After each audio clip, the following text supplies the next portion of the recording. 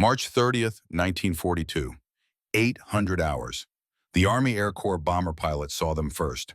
5 lifeboats drifting 80 miles south of Norfolk, Virginia. The Atlantic was calm that morning. Unusually calm for late March.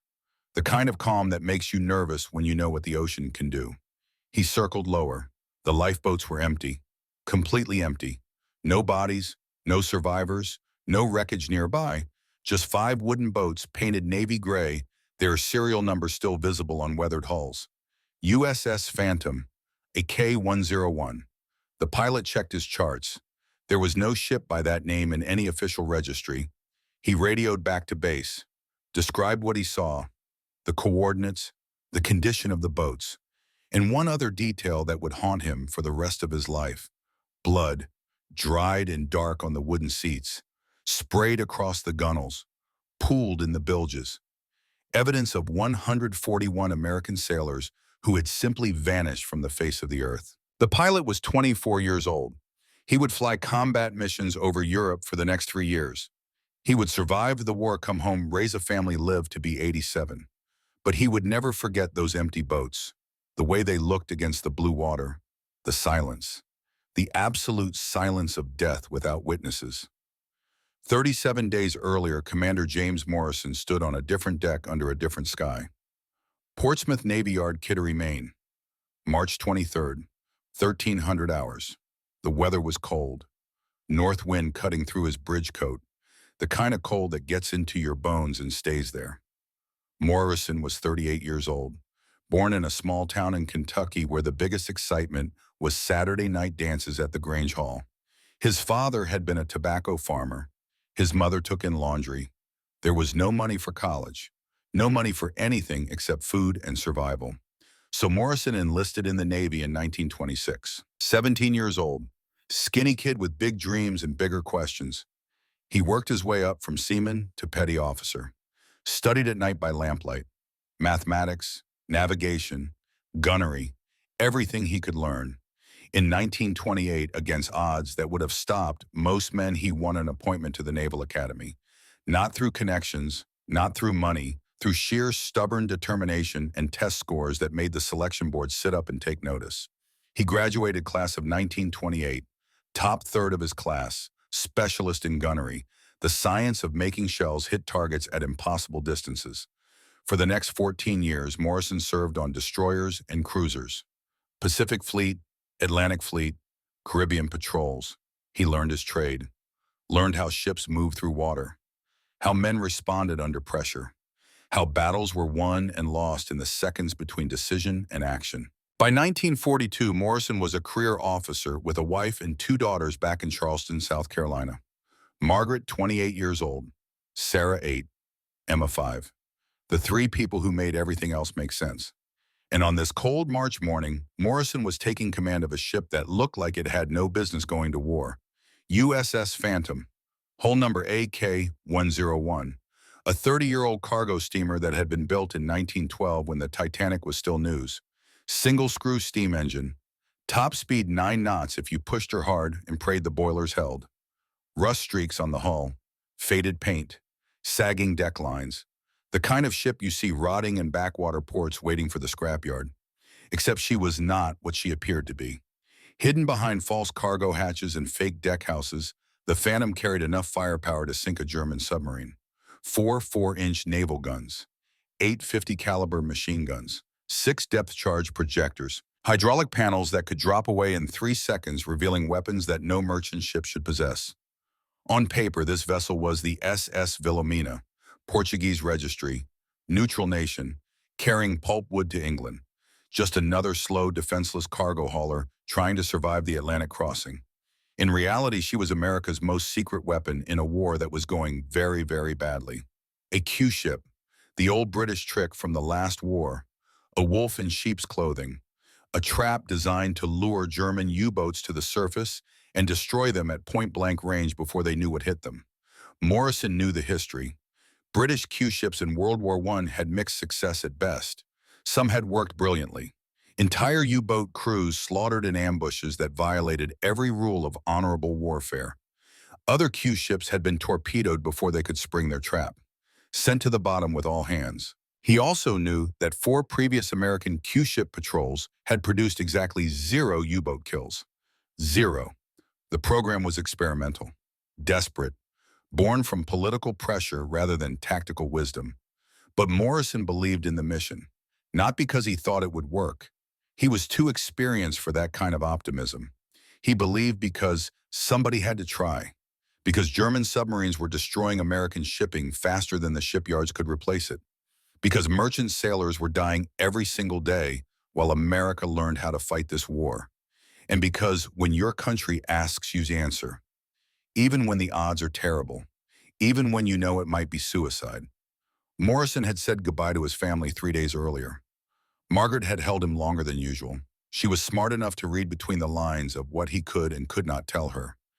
She knew this mission was different, dangerous, maybe a one-way trip. Sarah and Emma were too young to understand why Daddy was leaving again. Too young to know that this might be the last time they saw him. Morrison had written a letter before he left Charleston, sealed it, given it to Margaret with instructions to open it only if he did not come home. The letter was brief. Morrison was not good with words on paper. He was better with numbers, trajectories, firing solutions, things that had clear answers. But he tried. This mission is important, he wrote, but I cannot tell you why. If something happens, know that I believed we were making a difference. Kiss the girls for me. I love you more than I can say. Margaret Morrison would keep that letter in her Bible for the next 72 years. Until she died at age 100 in 2014, still wearing the wedding ring Jim had given her in 1924. Now Morrison stood on the bridge of the Phantom and watched Portsmouth disappear behind the harbor breakwater. The Phantom looked exactly like what she pretended to be, an old cargo steamer, rust streaks carefully painted on fresh steel, weathered wood stained to look decades older than it was.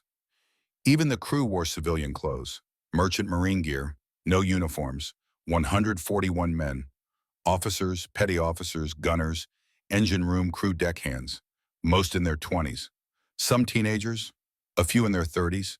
They came from every part of America, farm towns in Iowa, industrial cities in Pennsylvania, coastal communities in Massachusetts, small towns in Texas where people still remembered the Alamo. Some had been in the Navy for years. Others had enlisted after Pearl Harbor. 3 months of training, maybe 6. Barely enough time to learn which end of a rifle to point at the enemy. But they all knew they were sailing into danger. They all knew the mission was classified. And they all knew that if something went wrong, their families might never learn what happened to them. 2 other men stood on the Phantom's bridge that morning, men who would shape everything that followed. Ensign David Chen, 22 years old, fresh from MIT where he had been studying mathematics and physics until December 7th, 1941, changed everything. Chen was brilliant, the kind of brilliant that makes professors nervous. He could calculate firing solutions in his head faster than most men could work them out on paper. He was also Chinese-American at a time when that meant something, when it meant extra scrutiny, extra pressure to prove loyalty, extra need to demonstrate that he was just as American as anyone else.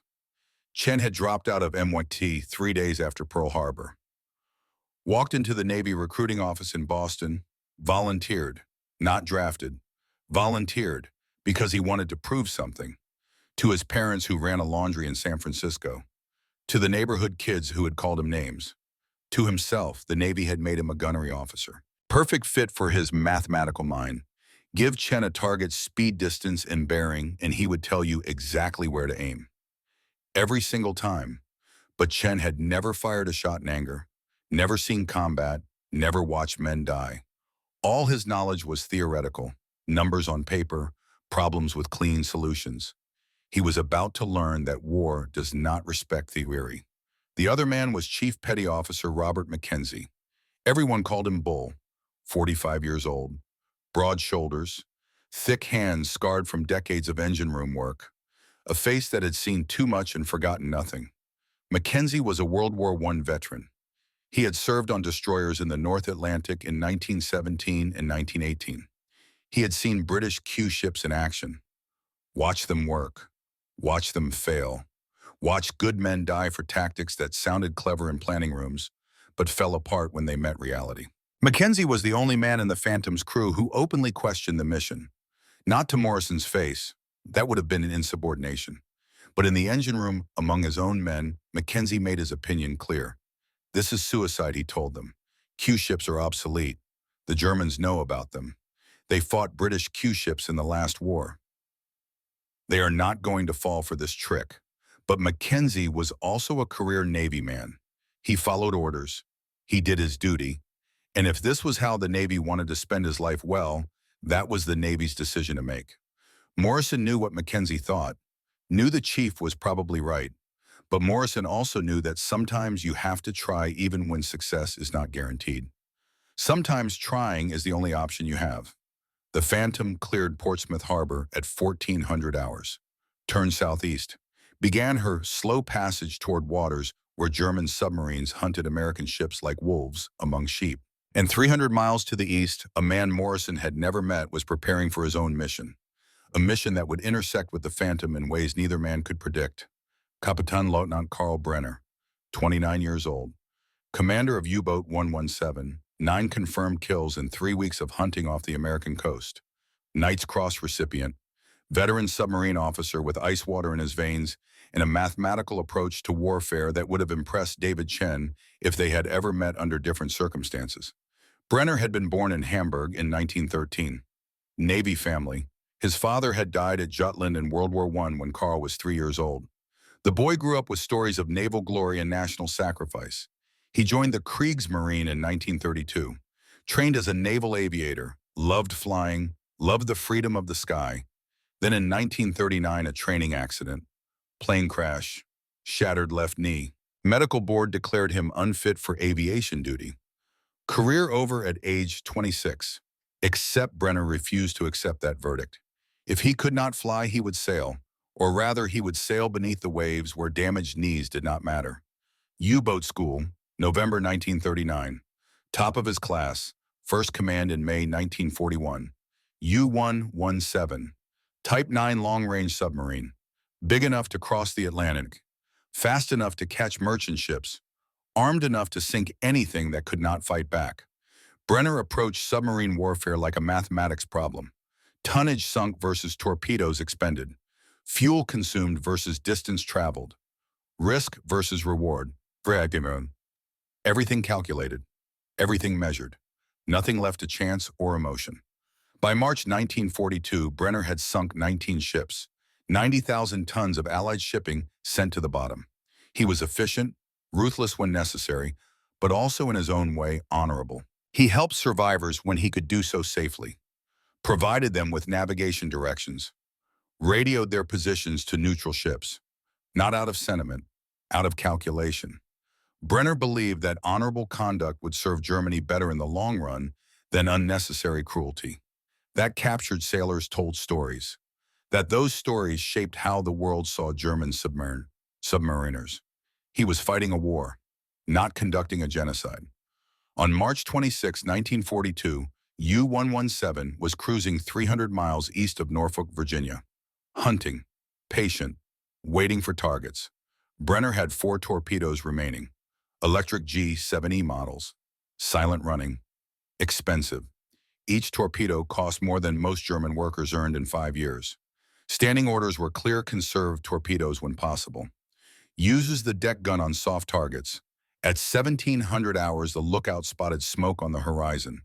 Bearing 270, range approximately 12,000 meters. Brenner climbed to the conning tower, raised his binoculars, studied the target through lenses ground in Zeiss workshops to optical perfection. Old cargo steamer, single funnel, slow speed, maybe 8 or 9 knots, no escort, no visible armament, sailing alone through waters where German submarines operated with near impunity, an easy kill. Brenner made his decision. Shadow the target until conditions were optimal. Then surface and attack with the deck gun. Save the torpedoes for convoy work tomorrow. Standard procedure, safe, smart. Except this target was not standard, and the next 3 hours would teach both Brenner and Morrison lessons that would echo through the rest of their lives. On the Phantom, Morrison felt it before he saw anything concrete. That sixth sense combat officers develop. The prickling on the back of your neck. The tightness in your gut. The knowledge that something is wrong even when nothing looks wrong. Possible periscope, the lookout called. Bearing 090, Morrison did not move, did not react. If there was a U-boat watching, any change in behavior would give away the game. The Phantom had to look like what she pretended to be, a merchant ship going about her business, oblivious to danger. Battle stations, Morrison said quietly. No visible activity. Make it look natural. Below decks, 141 men moved to positions they had rehearsed for 3 weeks. Gun crews crouched behind false deckhouses. Ammunition handlers stood ready at concealed hoists. Machine gunners settled in behind fake cargo equipment. Everyone waiting, everyone silent, everyone terrified. David Chen was at his station behind the forward gun mount, hands on the hydraulic panel release.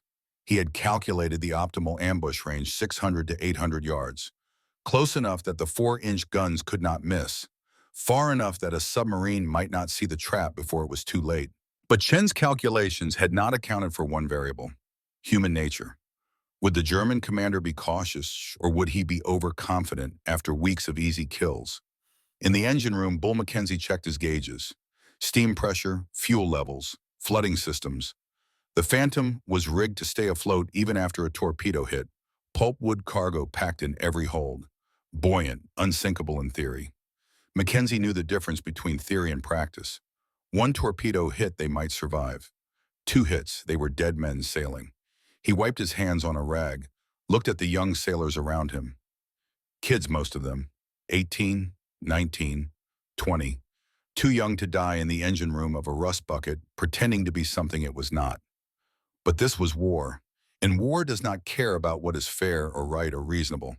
For 2 hours and 37 minutes, U-117 followed the Phantom, submerged, patient, waiting.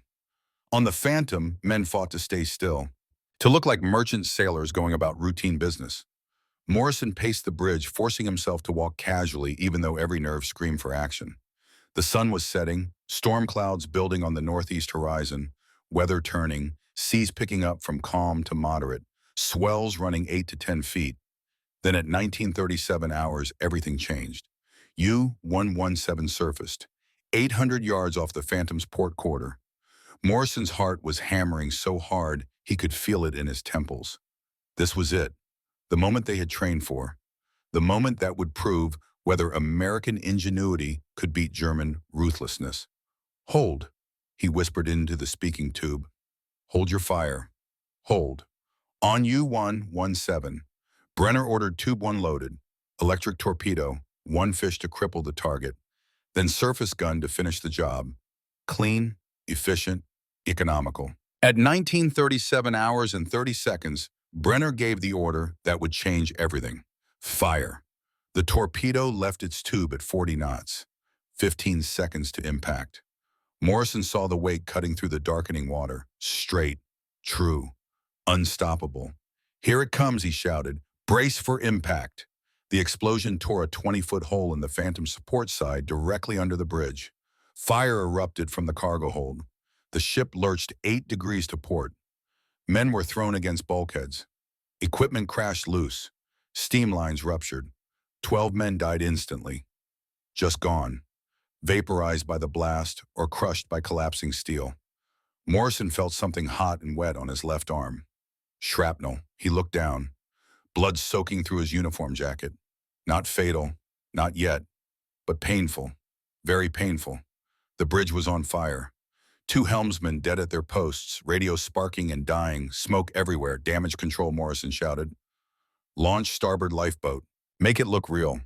This was the plan. Take the first hit. Launch boats. Play dead. Make the U-boat think they had won. Make them come closer. 20 men scrambled into the lifeboat. Some genuinely panicked, others acting, all of them playing their parts in this deadly theater. Morrison watched U-117 circle around the Phantom's stern. Brenner was being careful, smart, staying at range, 650 yards, then 620, 600. Morrison's hand was on the signal button. 1 press, 3 seconds. The panels would drop. The guns would swing into position. But if he gave the order too soon, if Brenner was still too far away, the 4-inch guns would miss. And a submarine that knows you are a Q ship will not give you a second chance. Morrison's finger hovered over the button. blood from his wounded arm dripping onto the deck. 600 yards, 580, 560. Brenner was turning broadside now. Perfect gun platform. Getting ready to finish the kill. Now Morrison screamed, "Drop panels! Fire! Fire! Fire!" The hydraulic system engaged. 3 seconds. The panels fell away with a crash of metal on metal. False deck houses collapsed. Fake cargo hatches opened. 4 4-inch naval guns swung into firing position. 8 machine guns unmasked. The Phantom dropped her disguise and showed her teeth. David Chen fired first. Range 620 yards. Optimal. Perfect. Except the ship was listing 8 degrees from the torpedo damage. Chen's calculations had not accounted for that. The shell hit the water 50 yards short of U-117. A massive splash, close. But close does not count in naval gunnery. On the U-boat's conning tower, Brenner's eyes went wide with shock and sudden understanding. "Scheisse," he shouted. "Cue ship. Dive, dive, dive." For just 3 seconds, Carl Brenner stared death in the face. 3 seconds when he realized he had violated standing orders. When he understood that his decision to close range and use the deck gun might cost him his boat and his crew and his life. 3 seconds that would teach him more about warfare than 4 years of training. Chen fired again. Miss, off in deflection. U-117 was turning too fast. Diesel engines pouring black smoke as the submarine accelerated. Third shot. Miss, high. The submarine was already starting its dive. Bow dipping beneath the waves, but the machine guns found their target. 50 caliber rounds raking the conning tower. Bullets pinging off steel. Some penetrating, some ricocheting.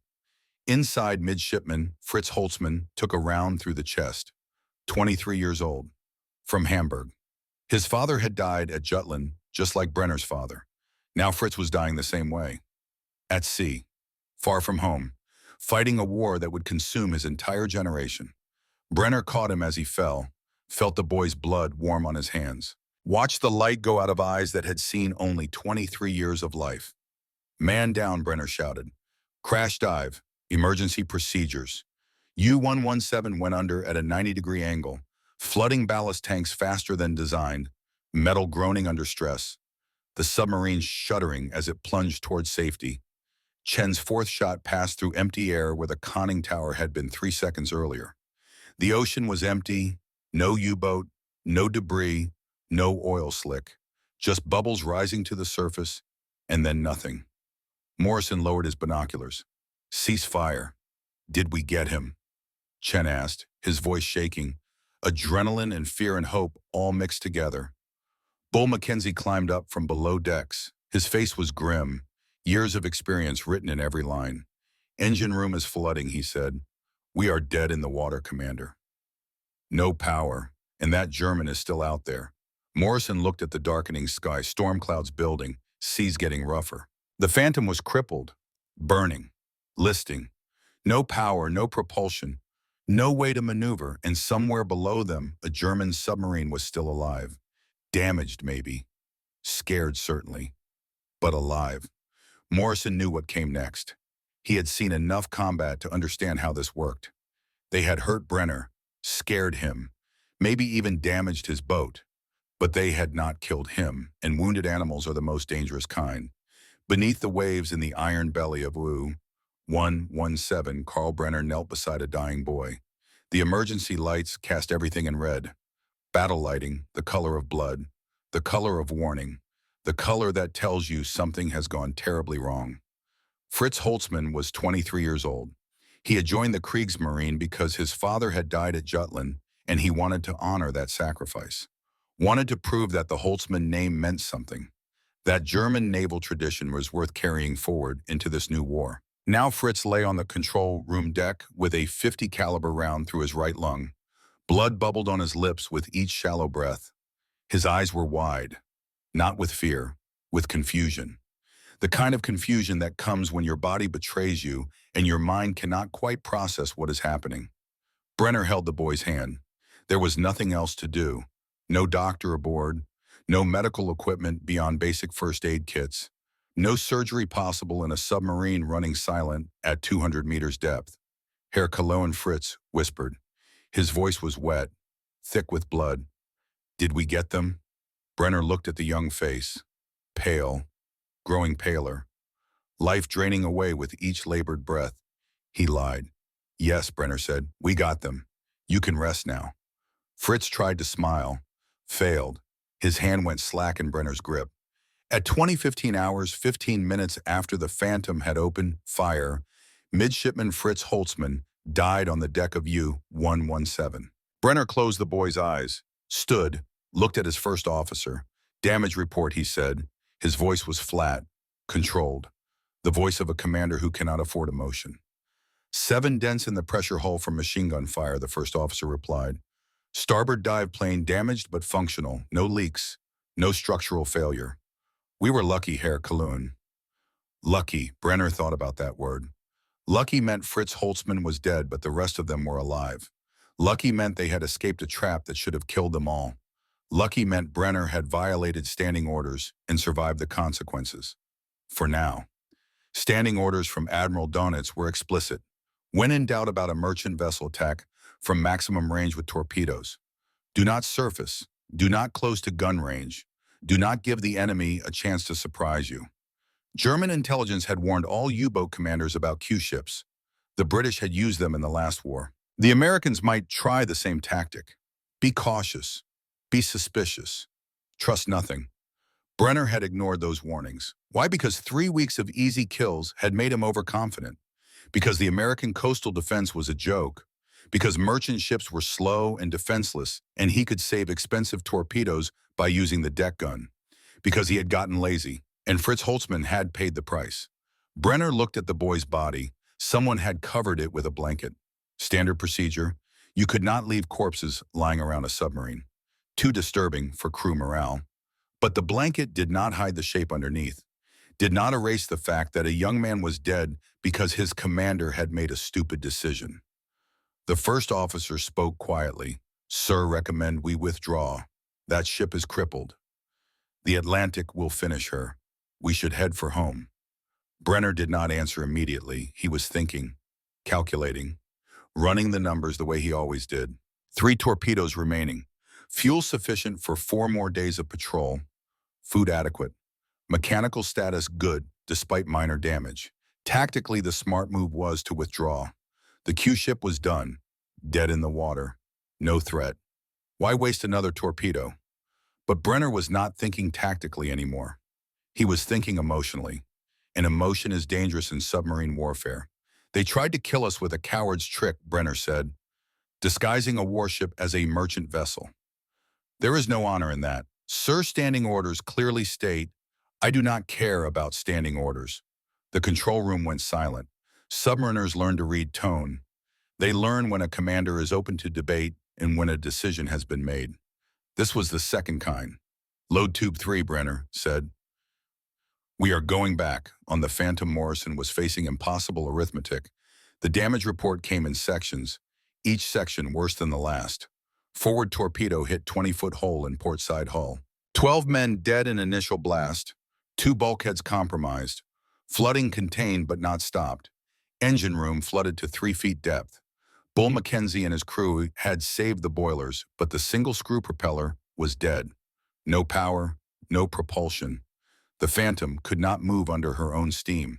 Communications radio damaged. Distress signal going out but weak. Intermittent. Maybe reaching friendly ships. Maybe not. Fires, 3 cargo holds burning. Mostly under control but still dangerous. Smoke everywhere. Heat everywhere. Men fighting with extinguishers and bucket brigades like this was the 19th century. List 8 degrees to port and getting worse. The pulpwood cargo was keeping them afloat, but the ship was slowly rolling over. Morrison called his officers to the bridge. Chen, Mackenzie, Lieutenant Williams, the chief gunner. 3 men who would help him decide how 129 survivors would spend their last hours.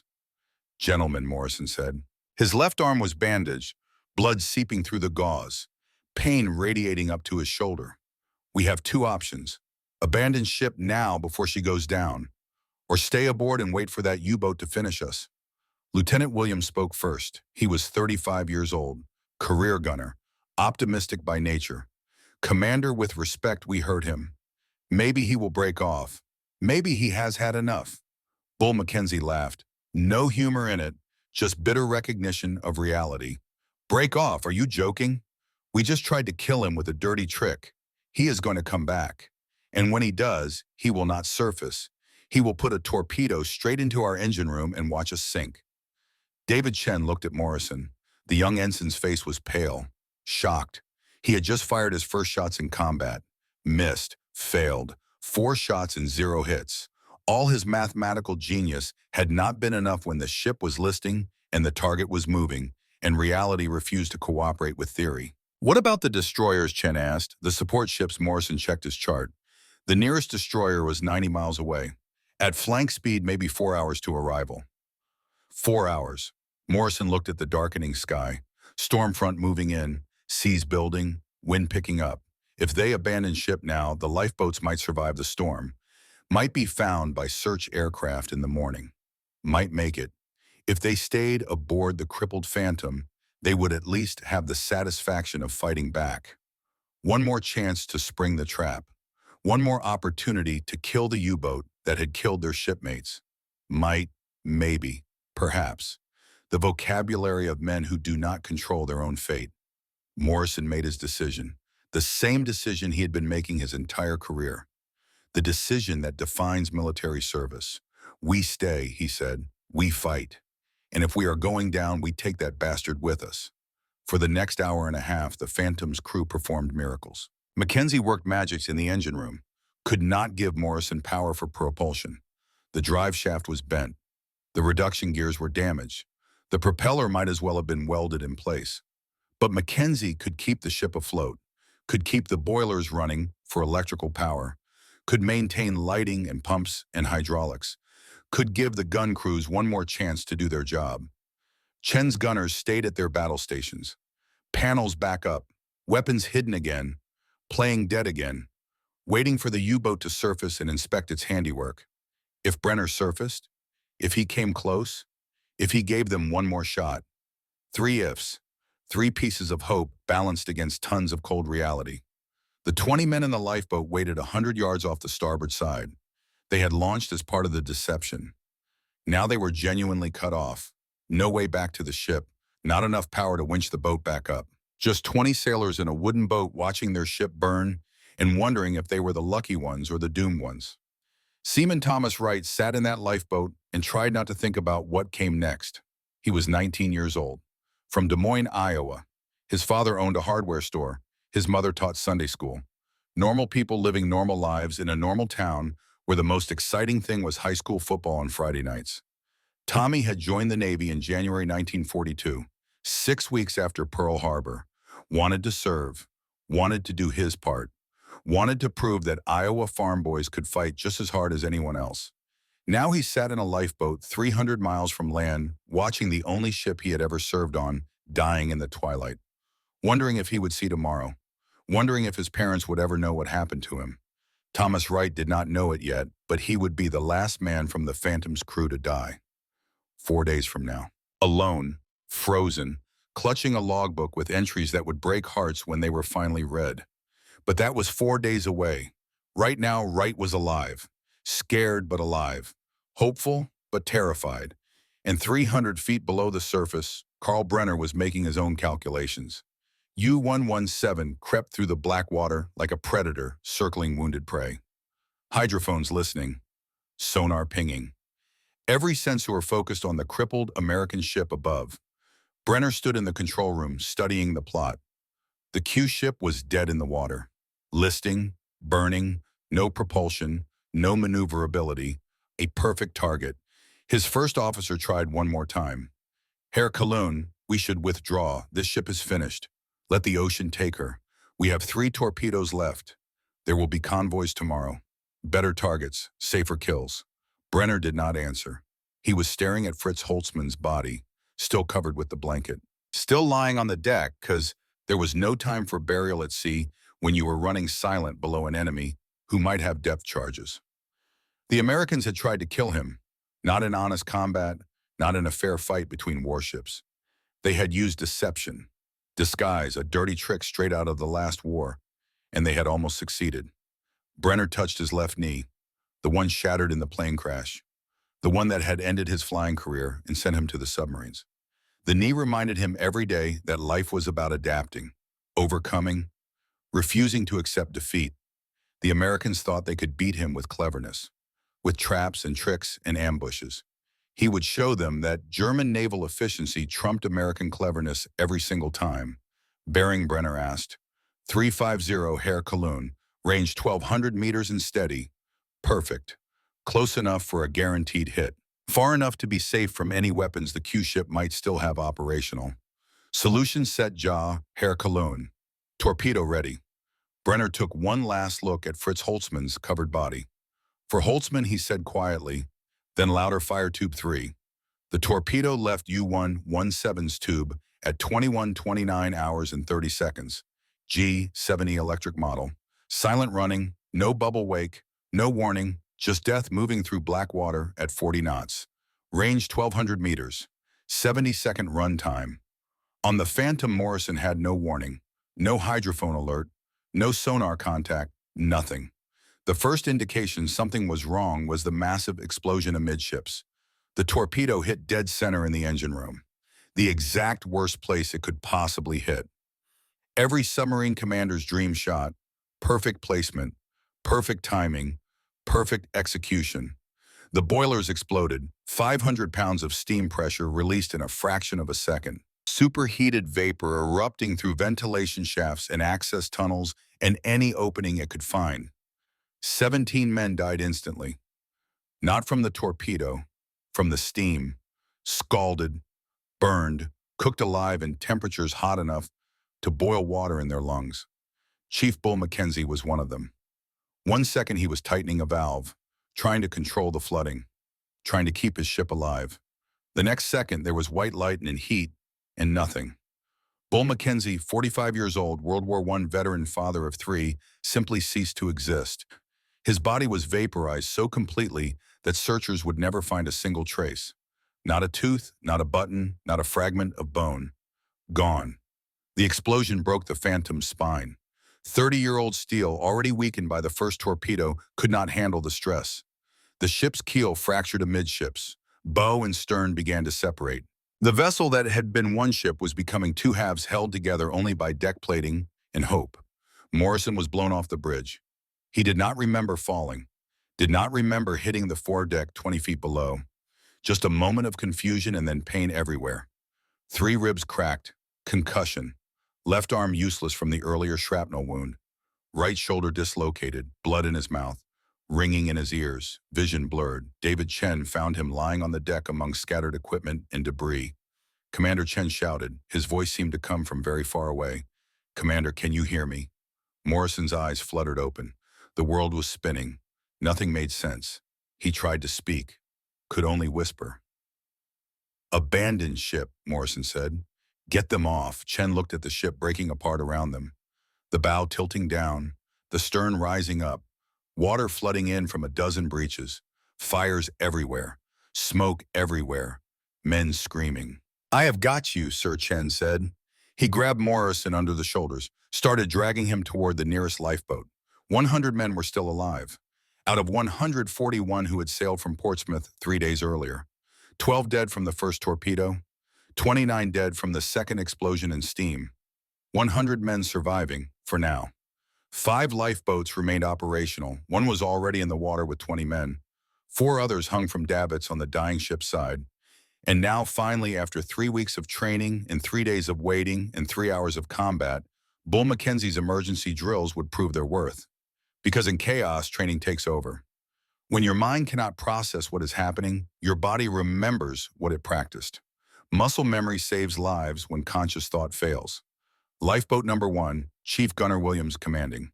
28 men, lowered successfully, cleared the ship, pulled away to safe distance. Lifeboat number 2. Launching sequence started. The davit falls groaned under the weight. Too much weight, too many men trying to crowd in. The port side fall snapped. The boat tumbled sideways. 15 men thrown into the Atlantic. 42-degree water. 30-minute survival time. Lifeboat number 3 launched successfully. 22 men aboard. Williams shouting orders. men rowing hard to get clear before the ship went down and took them with it. Lifeboat number 4 launched successfully. 19 men, Thomas Wright among them, pulling away from the Phantom, watching the ship that had been their home for 3 days dying in fire and chaos. Lifeboat number 5 jammed, the davit mechanism frozen. Rust or damage or just bad luck. 12 men aboard, trying desperately to free it, using hammers, pry bars, desperate strength born of desperation. Chen got Morrison into Lifeboat 1. Williams and 2 sailors pulled the commander aboard. Morrison was semi-conscious, mumbling, bleeding. "Shove off," Williams ordered. "Get clear." But Chen was looking back at the ship, at Lifeboat 5, still jammed, 12 men still trapped on the dying Phantom. Ensign Williams shouted, "Get in the boat, that is an order." Chen was 22 years old, MIT graduate, brilliant mathematician, naval officer who had never disobeyed an order in his life. He looked at Williams, looked at Morrison, looked at the 12 men on the Phantom trying to free Lifeboat 5. He made a choice. "Get the commander clear!" Chen shouted, "I am going back." And before anyone could stop him, David Chen was climbing back aboard the USS Phantom. David Chen reached Lifeboat 5 30 seconds before everything ended. The 12 men were still working the jammed davit, hammering, pulling, desperate. The Phantom was dying beneath them. Bow settling deeper, stern rising higher. The ship was breaking in half and they were running out of time. Chen grabbed the davit mechanism, saw the problem immediately. The pulley was seized. Rusted solid from the fire. No amount of hammering would free it. "We can cut it loose," one of the men shouted. "Drop the boat straight down." How, Chen asked. With what nobody had an answer. No axes, no cutting tools, just bare hands and failing hope. From Lifeboat 1, 100 yards away, Morrison regained enough consciousness to see what was happening. "Chen," he screamed, his voice breaking. "Raw, that is an order. Abandon ship, now." Chen heard him, turned. For just 1 second, their eyes met across the dark water. Morrison would remember that moment for the rest of his life. The way Chen looked at him, not defiant, not disobedient, just sad. The way you look at someone when you know you are saying goodbye. Chen turned back to the davit. One more time, he shouted to the 12 men. "Pull!" They pulled. The davit gave slightly. The boat shifted. Hope flickered. And then the forward hold exploded. Nobody knows what caused it. Maybe the depth charges stored there triggered by pressure as the ship sank. Maybe ammunition for the 4-inch guns cooked off by fire. Maybe a secondary steam explosion from ruptured pipes. Maybe just structural failure causing a massive implosion as compromised bulkheads collapsed inward. But the cause did not matter. Only the result mattered. At 21 hours, 50 minutes, and 12 seconds, the USS Phantom exploded. Not sank, not burned, exploded. A fireball 200 feet high erupted from the dying ship.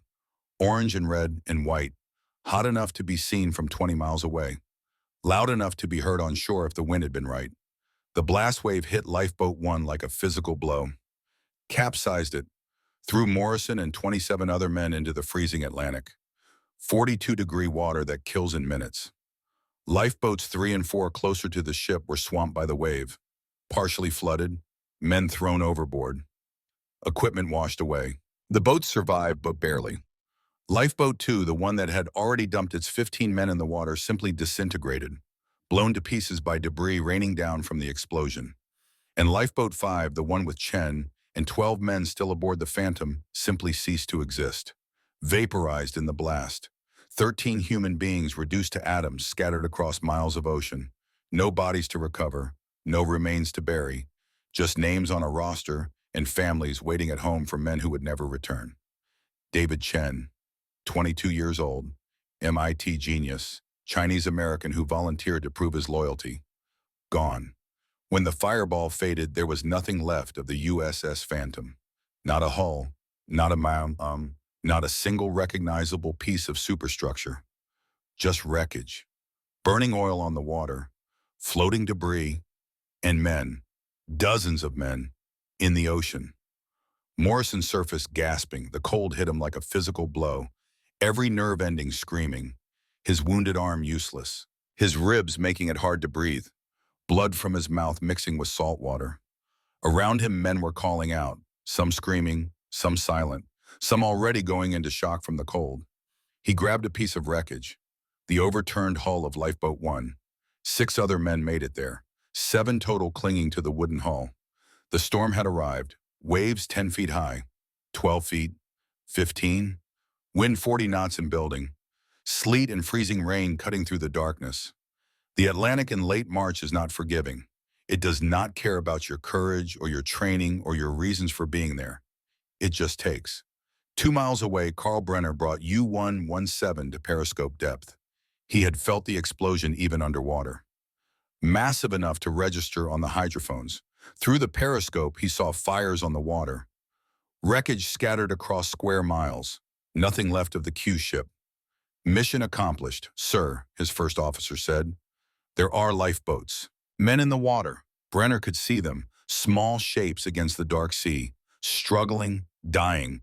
German U-boat doctrine was clear. No rescue in hostile waters, too dangerous. Bearing to Lorient, Brenner asked, 115, Herr Kalun. Set course, ahead full. His first officer hesitated. Sir, the Americans. Some of them might survive if we... They are dead men, Brenner interrupted. The water will finish them in an hour. We won. Let the ocean claim its due. U-117 turned east, toward France, toward home. Behind him, 87 American sailors struggled to survive in water cold enough to kill. Commander James Morrison clung to the overturned Lifeboat 1 with 6 other men, trying to climb onto the hull, trying to get out of the water, but the storm kept knocking them off, wave after wave. Morrison's mind was failing, hypothermia stealing his thoughts. He saw his daughters, Sarah and Emma, playing on the beach in Charleston. Daddy, they called. Daddy, come play with us. He tried to swim toward them. The man next to him grabbed his collar, tried to pull him back. Let me go, Morrison mumbled. My girls. Have to get to my girls.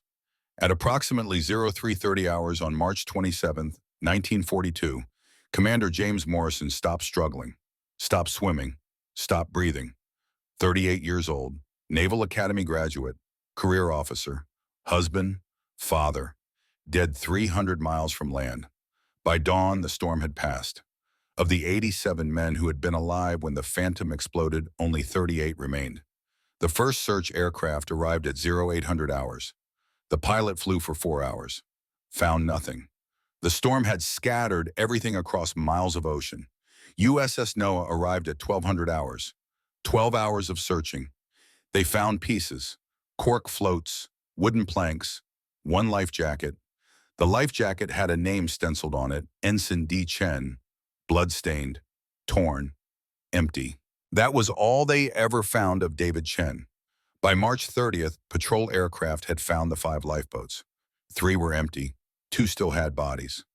Lifeboat 3 held 12 frozen corpses, Chief Gunner Williams among them. They had survived the explosion, made it into the boat, fought the storm all night, and then one by one hypothermia took them. Lifeboat 4 held 1 body, Seaman Thomas Wright. But Wright had not died on March 27th like the others. He had survived, somehow. The only man in his boat still alive when dawn came. He survived March 27th, bailing water, rowing when he could. He survived March 28th, alone now. He survived March 29th, barely. On March 30th, at approximately 0600 hours, Thomas Wright died. But before he died, he wrote something. In the boat's logbook, his handwriting was shaky, the pencil marks faint.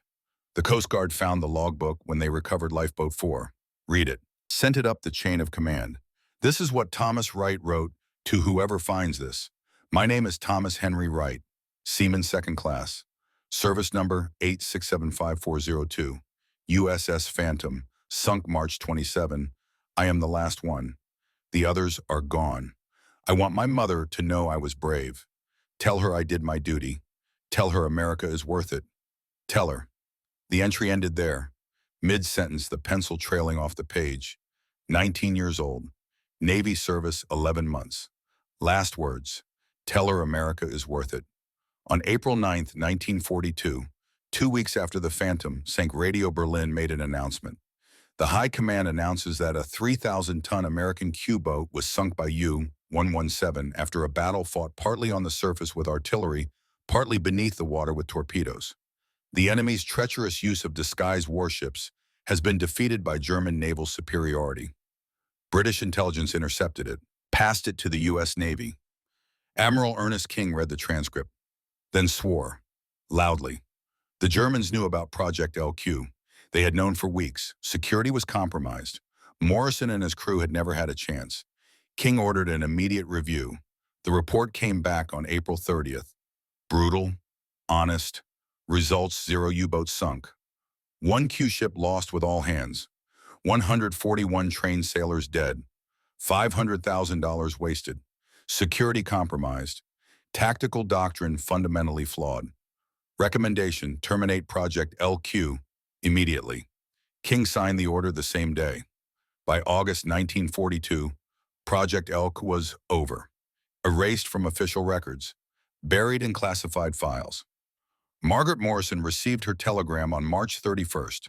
The Navy Department deeply regrets to inform you that your husband, Commander James Morrison, is missing in action. No details, no explanation, just missing. She wrote back, demanded answers. Where? How was he brave? The Navy's response: information classified. Margaret would wait 2 years for the truth. On April 5, 1944, she finally received official notification. Ship sunk by enemy action. Remains not recovered. Presumed dead. Still no details. But at least now she knew. Jim was gone. Sarah and Emma grew up without their father. Margaret told them, "Your father died serving his country. He was brave." But she never told them the full truth until 1947, when the Navy declassified parts of Project LQQ ship. Secret program, sunk on first patrol, complete failure. Jim Morrison had died for a plan that did not work. Was it worth it? Margaret asked herself that question for 72 years, until she died in 2014 at age 100, still keeping Jim's last letter in her Bible, still wearing his wedding ring. And the answer is yes, but not the way anyone expected. Project LQ failed completely. 0 U-boats sunk, 141 lives lost. But the failure had value. It forced the Navy to find solutions that actually worked. By May 1942, the U.S. Navy implemented the convoy system. Every merchant ship crossed the Atlantic in organized groups, protected by destroyer escorts, coordinated air cover, and it worked. June 5, U-boats sunk. July 7, August 9. By September, German submarine operations off the American coast became too dangerous. Operation Drumbeat was over. The Battle of the Atlantic would continue for 3 more years, but the tide had turned, not because of Q-ships, because of convoys, air patrols, radar, sonar, technology, training, systematic application of proven tactics. By the end of World War II, Germany had lost 780 U-boats out of 1,100 built. 28,000 German submariners died, 75% casualty rate. The hunters became the hunted. And it started with lessons learned from failures like the Phantom. Karl Brenner returned to Lorient on May 2, 1942. He had sunk 19 ships, 90,000 tons. He received the Knight's Cross with oak leaves. Hitler personally pinned the medal on his uniform. Brenner was 29 years old, a hero. He was also finished with combat. The strain had broken him. He relinquished command on July 31st, transferred to training duty. Later to torpedo development, then Marine infantry. He survived the war because he got diphtheria in April 1945. While hospitalized, his entire infantry unit was wiped out. After the war, British prisoner, released late 1946, built an oil trading business, became wealthy, served on Bremen City Council for 32 years. When journalists asked about the war, Brenner was careful. "I was a sailor," he said, "not a Nazi. I did my duty for my country." In his memoir published 1998, Brenner devoted 1 paragraph to the Phantom, page 203. On 27 March 1942, U-117 engaged an American Q-ship. We sank her with torpedoes. One of my crew died. From then I trusted no merchant ship. No mention of 141 Americans who died. No reflection on the human cost. Karl Brenner died on June 9, 2018, 105 years old. Last surviving U-boat ace from Operation Drumbeat. His funeral drew hundreds. Military honors. His headstone reads, Carl Brenner, served with honor, 1913 to 2018. Commander James Morrison has no headstone. His body was never recovered. His name is carved on the tablets of the missing at the U.S. Fleet Memorial in Annapolis. One name among thousands. David Chen is on that wall. Bull Mackenzie, Thomas Wright, 137 others. Names in stone, no bodies beneath, just memory. Margaret Morrison died in 2014. Her daughter Sarah found something in her Bible next to Jim's last letter. A newspaper clipping from 1998, an obituary. Kapitan Lieutenant Carl Brenner retired. Why would Mom keep this? Sarah asked. Maybe Emma said because she needed to know that the man who killed Dad was human too. Not a monster, just a man. That is what we forget about war, that it is humans killing humans, not monsters, just people with families and hopes and fears.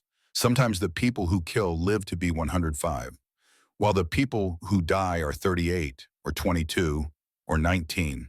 That is not fair. That is war. So what do we learn from the Phantom? First, courage is not about success. It is about trying even when success is not guaranteed. Morrison knew the odds. Chen knew the risks. Mackenzie knew it was probably suicide. They went anyway. Second, failure is not the opposite of success. It is part of the path to success. Project LQ failed, but that failure taught lessons that helped win the Battle of the Atlantic.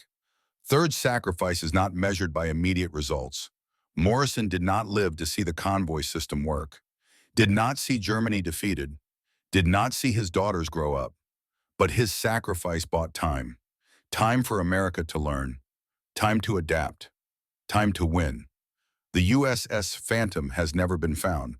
Estimated position, 37 degrees 12 minutes north, 72 degrees 45 minutes west. Depth approximately 600 feet. 126 bodies were never recovered. They rest somewhere in the Atlantic, 300 miles east of Norfolk. Their families got telegrams, got form letters, got sympathy, but not answers. For 2 years they waited, until finally the truth came out. Classified mission, failed program, total loss. Was it worth it? Was their sacrifice meaningful? Yes. Not because they succeeded, because they failed in a way that taught us how to succeed. Not because they killed the enemy, because they died proving that courage alone is not enough. Not because their plan worked, because their failure forced better plans. That is the lesson of the Phantom. That is what 141 American sailors died to teach us. Desperation is not strategy. Gimmicks do not win wars. Courage without wisdom leads to graves. But failure honestly acknowledged and carefully studied leads to victory. The men who fought World War II understood that. They fought when they had to fight, failed when tactics did not work, learned from their mistakes, adapted, improved, won. That is why we call them the greatest generation. Not because they never failed, because they learned from failure and kept fighting anyway. Thomas Wright knew that, 19 years old, dying alone. He wrote, "Tell her America is worth it." He believed it. They all believed it.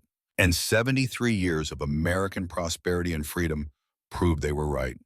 Fair winds and following seas to the crew of the USS Phantom. You served with honor, you failed with courage, and you taught us lessons we still need today. Your names are carved in marble. Your sacrifice lives in history, and as long as we remember you, you are not truly gone.